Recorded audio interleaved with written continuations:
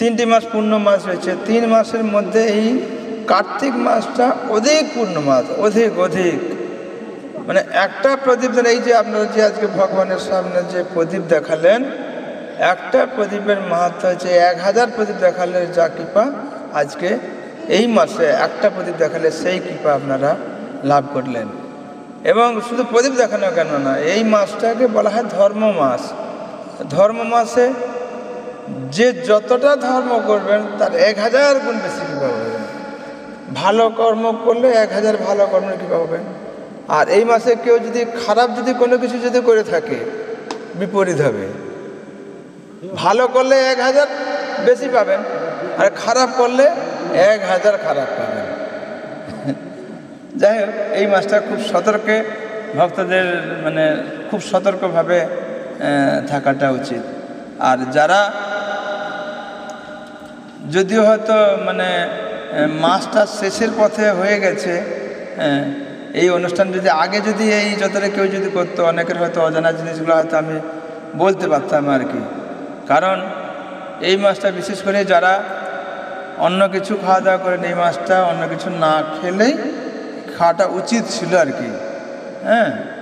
এই মাসটা আমিষ হাটটা না করাটাই উচিত ছিল, কিন্তু অনেকে হয়তো করে ফেলেছে, এখন কী করবে, আর কিছু করা নেই।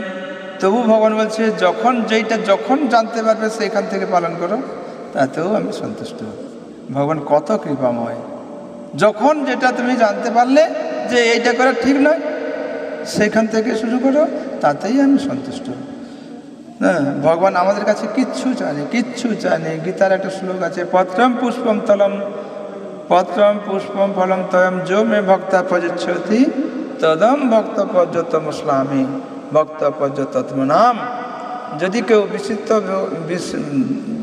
কেউ বিশুদ্ধ চিত্ত নিষ্কাম ভক্ত ভক্তি সহকারে আমাকে পত্র পুষ্প ফল অর্পণ করে, তার সেই ভক্তিপ্লুত উপহার আমি প্রীতি সহকারে গ্রহণ করি। কি বোঝা গেল? কেউ যদি আমাকে শুধু একটু ভক্তিটা যদি কেউ অর্পণ করে, তার সেই ভক্তিপ্লুত উপহার আমি প্রীতি সহকারে গ্রহণ করি। এর থেকে আর কি চাইছি? ভগবান তো আপনার কিচ্ছু চায়নি। তোমার ধন দৌলত ঐশ্বর্য, তোমার মান যশ ভগবান তো চায়নি। ভগবানের কাছে সব কিছু রয়েছে, সব কিছু। কি নেই? ভগবান হচ্ছে 64 কলা পূর্ণ 64টা গুণ আছে ভগবান। তার তো কোনো কিছুর অভাব নেই। যিনি হচ্ছে বিশ্ব ব্রহ্মাণ্ডের মালিক, তার কোনো কিছু অভাব নেই। অভাব আমাদের মধ্যে রয়েছে, কিন্তু ভগবানের কোনো অভাব নেই। তো সেই জন্য এই মাসের এই যে লীলাটি আমি খুব সংক্ষিপ্ত বলে শেষ করব। আমাদের টাইম সব সময় হয়ে গেছে, প্রত্যেকে আমরা কাজের মধ্যে যুক্ত আছি। এটাকে বলা হয় দামোদর মাস। দামোদর শব্দটার অর্থ হচ্ছে দাম উদর। দাম মানে দড়ি, উদর মানে পেট। তো মা যশোদা ভগবানকে এই মাসে এই দড়ি দিয়ে বেঁধেছিলেন। দড়ি দিয়ে কেন বেঁধেছিলেন? তো ভগবান সেই লীলাটি মাধ্যম দিয়ে আমাদেরকে অনেক কিছু শিখিয়ে গেছে। তো সেটা বলতে গেলে অনেক সময় লাগবে। দড়ি দিয়ে বাঁধার আমি সংক্ষিপ্ত ভাবে আমি বলি, দড়ি দিয়ে কেন কিভাবে বেঁধেছিলেন। মা যশোদা নন্দ মহারাজের 9 লক্ষ গাভী ছিল। 9 লক্ষ, 2-500 নয়, 1100 নয়, 9 লক্ষ গাভী ছিল। তো 9 লক্ষ গাভী থাকা সত্ত্বেও গোপাল কি করতেন? অপরের বাড়িতে মাখন খেতে যেতেন, অপরের বাড়িতে। তো এইরূপ ভাবে আপনার বাড়িতে আপনি খুব যত্ন সহকারে মাখন, তখন ব্যবসাটা ছিল মাখন দুধ, গো পালন করে। গোয়ালাদের কর্ম কি ছিল? গো পালন করে দুধ বিক্রি করে তাদের জীবিকা নির্ভর ছিল গোয়ালাদের। তো তারা কি করত? মাখন তুলে ছানা তৈরি করে বাজারে বিক্রি করে তাদের সংসার মেনটেন করবে। কিন্তু সেই জায়গায় গোপাল গিয়ে যদি তার মাখন খেয়ে নেয়, তখন ওদের কি হবে? ক্রোধ হবে না আদর করবে? গোপালকে ক্রোধ হতো। এবার ক্রোধ যেমন হতো, তারপরে গোপালের মুখের দিকে তাকালেই তার ক্রোধ সব সে ভুলে যেত। ভগবানের মুখমণ্ডল এত সৌন্দর্য, এত মিষ্টি, একবার তার মুখের দিকে তাকালে তুই আমার মাখনকে খেয়েছিস আবার বানরকে নিয়ে এসে আমার সব মাখন শেষ করে দিলি, কালকে আমি বাজারে কি নিয়ে যাব। তারপর হচ্ছে যা যা যা যা দেখেছি আর তোকে কি বলবো। আর তার মুখের দিকে তাকিয়ে তার সব। তা এরকমই আবার কেউ কি করলো, একে তো বলে বলে তো এ তো কথা শুনেনি, আজকে আমার ঘরে কালকে তার ঘরে, কালকে তার ঘরে, এরকম ধরনের মাখন খাওয়া শুরু করে। অনেকে কি করলো, মানে বিরক্ত হয়ে তার মার কাছে আবার কমপ্লেন করলো। কার কাছে? যশোদা মায়ের কাছে কমপ্লেন করা শুরু করলো।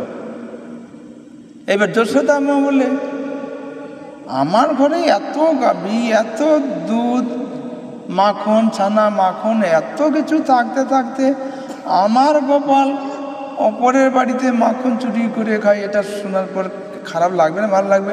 মায়েদের কথা বলছে, খারাপ লাগবে, অবশ্যই খারাপ লাগে, একটা কথা। আমার এত কিছু থাকার পরেও অপর লোক এসে, ব্রজবাসীরা এসে আমাকে কমপ্লেন করে, তোমার শুনছ যশোদা, আমার শুনছ কি না, তোমার গোপাল কি করেছে জানো? কি করেছে? আমার গোপাল ছোট্ট, কি করলো ছোট্ট গোপাল? তুমি কিছুই জানো না, তোমার গোপাল আমার সব মাখন খেয়ে নিচ্ছে। শুধু গোপাল একা খায়নি, তার সঙ্গে বানরকে নিয়ে গেছে, শুধু বানরকে খাইয়েছে। এই কথা দিনের পর দিন মা যশোদা শুনতেই থাকে। শুনতে একদিন মা যশোদা ভাবলেন, তাহলে আমার গোপাল যে তাহলে অপরের বাড়িতে মাখন খেতে যায়, নিশ্চয় আমার এইখানের মাখন মনে হয় ভালো লাগেনি ওর। স্বাভাবিক, আমাদের যে এই যে মাখন, এই মাখন মনে হয় ভালো লাগেনি ওর। তো নন্দ মহারাজ এই গোপালের সেবার জন্য আলাদা তার গরু ছিল। সেই আলাদাভাবে গরুকে, তাকে আলাদাভাবে তার মানে স্পেশালভাবে সেই গরুকে ট্রিটমেন্ট করা হতো আর কি। এবং সেই গরুর দুধ খুব সুগন্ধি দুধ ছিল আর কি। হ্যাঁ, কিন্তু তাও গোপাল অপরের বাড়িতে মাখন খেতে যায়, নিশ্চয়ই তাহলে ভালো লাগে। এটা মায়ের মানে পরিকল্পনা, মায়ের একটা হলো। তখন মা নিজে একদিন ভাবলেন যে ঠিক আছে, তা লোক দিয়ে সব কাজ করা হয়, তো এরা মনে হয় ঠিক মতো এরা মাখন তুলতে পারেনি, আমি আজকে নিজের হাতে মাখন তুলব। মায়ের কি সুন্দর পরিকল্পনা দেখুন, নিজের হাতে আজকে আমি মাখন তুলব। এই বলে মা চিন্তা করলেন যে আগামীকাল আমি মাখন তুলে গোপালকে সেবা দেবো। এবার ঠিক ভোরের সময় 3টা সাড়ে 3টার সময় আমরা কোনো কিছু একটা কাজের প্রোগ্রাম করলে কিন্তু ঘুম ভেঙে যায়, অন্যান্য দিনের থেকে ঘুম ভেঙে যায়।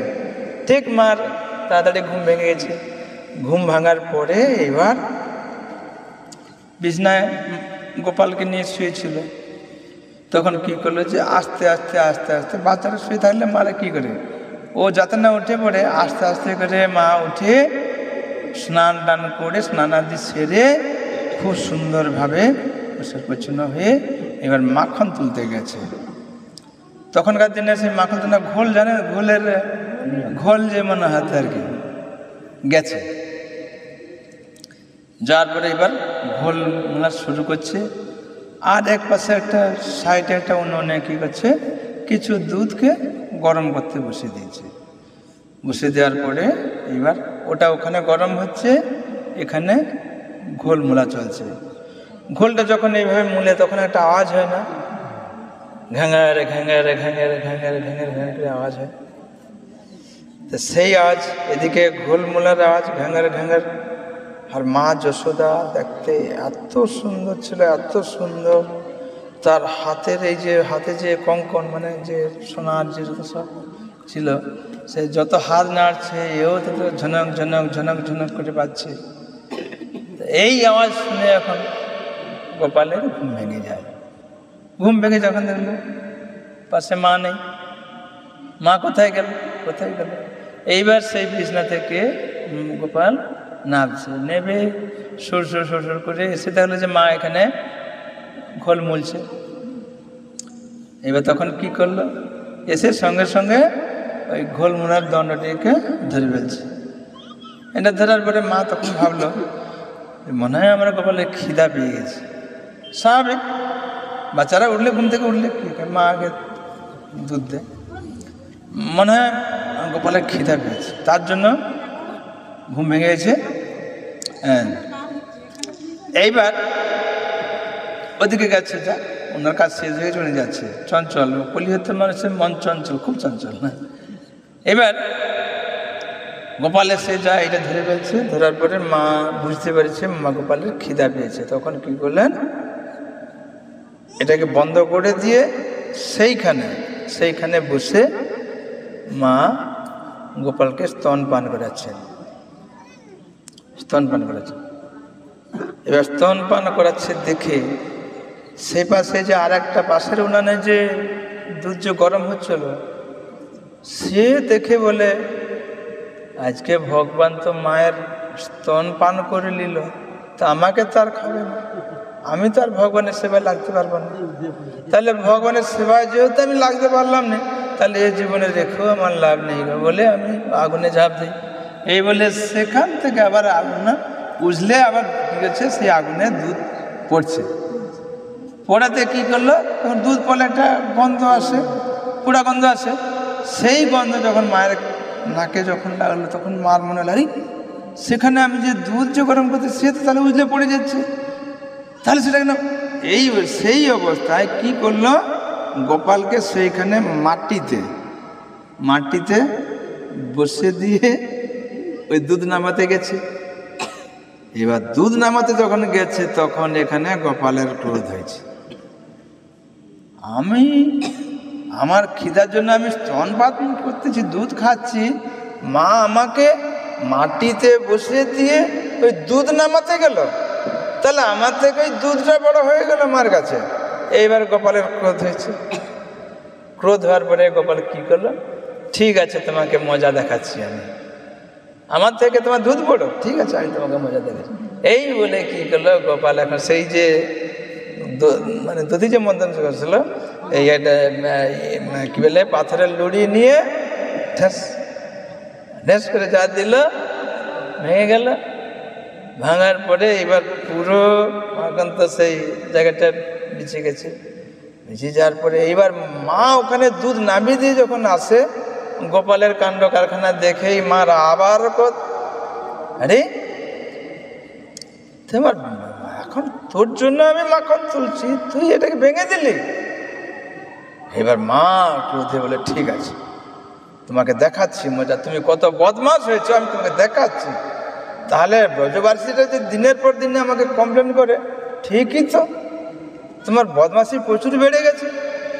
এই বলে এখন মা ক্রোধান্বিত হয়ে গোপালের কাছে আসতেছে, আর গোপাল মায়ের ক্রোধ দেখে সেইখান থেকে এবার দৌড়ানো শুরু করছে আর কি। সেই যা দৌড়াচ্ছে, গোপালও দৌড়াচ্ছে, মাও দৌড়াচ্ছে, গোপালও দৌড়াচ্ছে, মাও দৌড়াচ্ছে। যে হচ্ছে বিশ্ব ব্রহ্মাণ্ডের মালিক, তাকে কি আর সহজে ধরা যায়? এই লীলাটা হয়েছিল সেই ভোরবেলা থেকে রাত্রি 8টা পর্যন্ত এই লীলাটা হয়েছিল আর কি। তো দৌড়াতে তখন মা যখন ভগবানকে ধরতে পারেনি, তখন আরও রাগ হয়েছে। রাগ হওয়ার পরে তখন কিছু রাস্তা থেকে একটা ছড়ি নিয়ে গোপালকে ধরে মারবে, এরকম ধরে তার মায়ের মনোভাবটা আর কি। সেই লাঠি দেখে গোপাল তো আরও দৌড়াতে একসময় গোপালের ভয় এসে গেছে। এই যে আমরা যে কীর্তনটা করলাম না, রোদন্তম মোহন নেত্র যোগমাভিযন্তম খরম ভোজ যোগমেন সাতঙ্ক নেত্রম। সংস্কৃত ভাষাতে শ্লোকটা পড়েছে। রুদন্তম মানে ভয়ে কাঁদতে চোখে যে কাজল পরে দিয়েছিলাম মা, সেই কাজল মাখামাখি হয়ে গেছে। হ্যাঁ, কম্পশ্রু মানে যখন ছেলেরা যখন কাঁদতে হেঁচকি ফুটে না, সেই কম্প এসে গেছে আর কি। এবার ছুটছে আর এরকম ধরনের দৃশ্য, এরকম ধরনের ভগবান হচ্ছে আর কি। সেই দেখে মা যশোদা এবার যখন বাচ্চার ছেলে যখন হেঁচকি ফুটে যায় তখন কি করে, মা তুলে যত বদমাশি যায় করে না, কোলে তুলে আগে তাকে আদর করার চেষ্টা করে। তো সেই দেখে গোপাল আর ধরা দেয়নি, ছুটতে ছুটতে ছুটতে ছুটতে মার যে চুল যে বাঁধা ছিল, গায়ে যে কত সুন্দর শাড়ি পরা ছিল, মানে ছুটলে কি হয় সব এলোথেলো হয়ে গেছে আর কি। সেই দেখে ভগবান কি করলো যে না, মাকেও আমারও যেমন কষ্ট হচ্ছে মারও কষ্ট হচ্ছে, মাকে আর আমি কষ্ট দেব না বলে এইবার একটু স্লো ছুটছে। এইবার তখন গোপালকে ধরে ফেলছে, মা ধরে ফেলছে। ধরার পরে এইবার রাগ আছে, ঠিক আছে তুমি আমাকে এত কষ্ট দিয়েছো, তোমাকে আজকে আমি এইখানে সারাদিন আমি রৌদ্রে বেঁধে রাখবো বলে উদুখোল তখন জানেন কি উদুখোলের ব্যাপারটা, তখন কাঠের দাঁড় থাকতো না লম্ফা রাখার জন্য, যে কাঠের দাঁড়, পেটটা সে ডুবডুবির মতো ওইরকম ধরনের আর কি, ওইরকম ধরনের ছিল আর কি। মা কি করলেন, ওই উদুখোলে বাঁধার চেষ্টা করছে আর কি। এবার বাঁধবে কি দিয়ে, দড়িতে এবার বাঁধা শুরু করছে। বাঁধা শুরু করতে গিয়ে বাঁধার হয়নি, যত দড়ি নিয়ে আসে তার 2 আঙুল দড়ি শর্ট হয়ে যায়, 2 ইঞ্চি দড়ি শর্ট হয়ে যায়। তা এইভাবে সমস্ত দড়ি নিয়ে এসে, মানে যত দড়ি ছিল সব দড়ি নিয়ে এসেও বাঁধতে পারেনি ভগবানকে, গোপালকে বাঁধতে পারেনি। শেষ পর্যন্ত কি বলল, গোপাল তুমি আমাকে তুমি বাঁধা পড়ো, আমি আর পাচ্ছি না, তুমি বাঁধা দাও, বাঁধা পড়ো তুমি আমার হাতে, আমি তোমাকে বাঁধবো, এটা আমার মনের ইচ্ছা, তুমি আমাকে ধরা দাও। তখনই গোপাল ধরা দিয়েছে, তখনই বাঁধতে পারছে।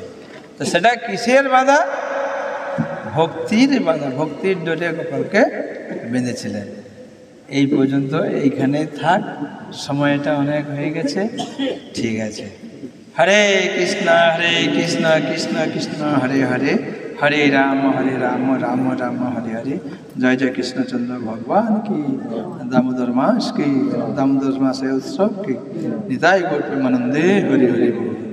বাঞ্ছা কল্পতরুভস্য কৃপা সিন্ধুভ্যশ্চ পতিতানাং পাবনেভ্যো বৈষ্ণবেভ্যো নমো নমঃ। অনন্ত কোটি বৈষ্ণববৃন্দ কি জয়।